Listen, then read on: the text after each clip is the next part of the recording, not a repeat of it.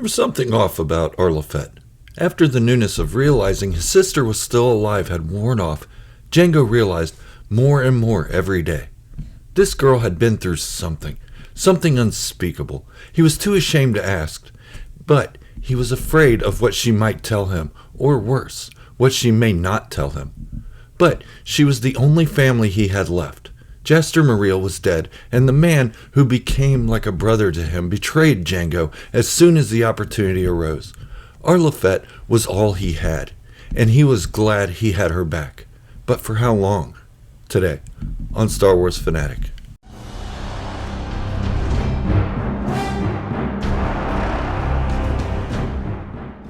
If you are new here, go on and hit the subscribe button and turn on notifications to stay up to date on all my Star Wars content. Hoth. Jango was becoming more and more unsettled as this was their base of operations. Montross Vizsla knew where they were and could turn them into the Death Watch at any moment. Besides, Jango Fett is the Mandalore, the leader of the Mandalorian people. How could he lead them from a remote ice planet that was nowhere near Mandalore? Something had to be done about this. As it were, the pacifists were holding on control of most of the Mandalorian sector, and it wouldn't be easy to gain control from them. Not to mention, there were only a handful of true Mandalorians left, not enough to fight a war. The betrayal of the Corps of Defense Force and Death Watch made sure of that. Then there was the issue of Mi Regan's son, Corky Kryze. The poor child had been born into a war he didn't choose. Yes, his parents were killed by Death Watch, but he also had family in Death Watch, as well as the pacifist New Mandalorians. Wait, there's something to that, Jango thought. He needed to get Corky out of this war, but he was also the Mandalore. Jango summoned his few remaining lieutenants. Silas Scarada would always follow Jango, especially after the betrayal at Corta 6 and that of Montross Vizsla shortly after. Hondo Ohnaka had become friends with Jango Fett, but he was also growing tired of waiting for his compensation for everything he had done for the group. Jango turned to Hondo before the briefing began. Hondo, you have proven to be nothing but trustworthy, and you have become a good friend. Well, as good a friend as a pirate could be. He gave Hondo a wink. I just need you to go along with one more mission. Then you are free to leave. I will make sure you and your men are compensated for your time with us fully. Hondo almost looked a little sad, but he nodded his head. You Mandalorians need to get off this frozen rock. I will listen to your final proposal, my friend. Jango began. He wasn't the most eloquent speaker, but he knew how to get his point across. The Battle of Corta 6 has left us weak. We have lost most of our forces, including some good officers. Montross' betrayal has only exposed us. We need to leave this planet. Silas took this opportunity to address this concern. Agreed. But where do we go? Jango gave him a half smile and paused. Mandalore. Everyone looked in shock. The group erupted in defiant questions. Jango put his fist in the air, and everyone fell silent. Silas was the first to speak. Mandalore Fett, we don't have the resources to take on the governing council. I'm sure you are aware of this.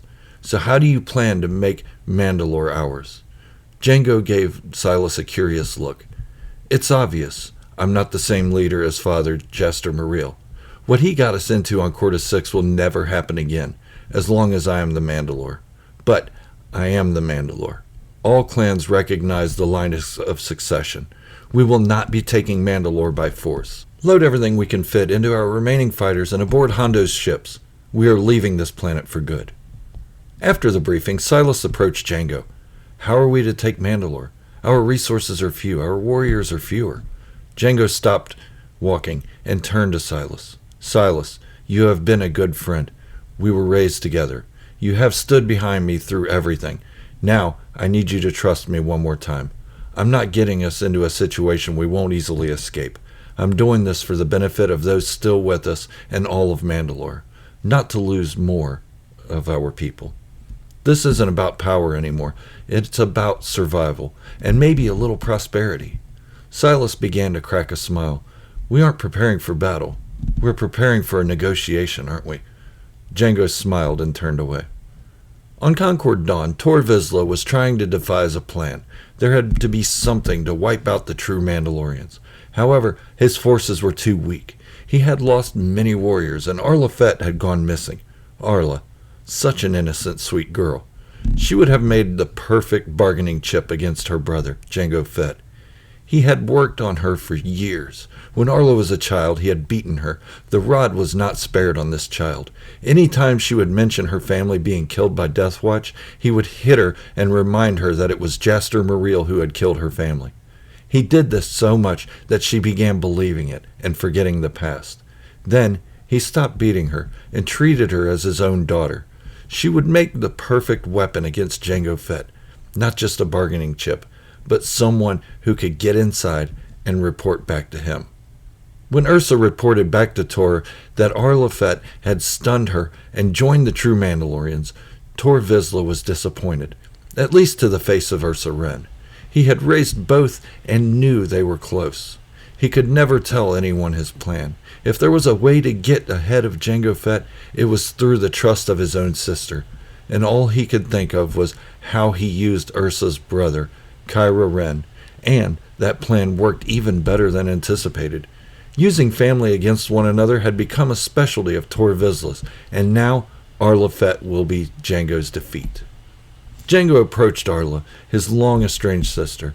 Something had been off about her, but Jango couldn't nail down what it was. Not that he understood her personality at all.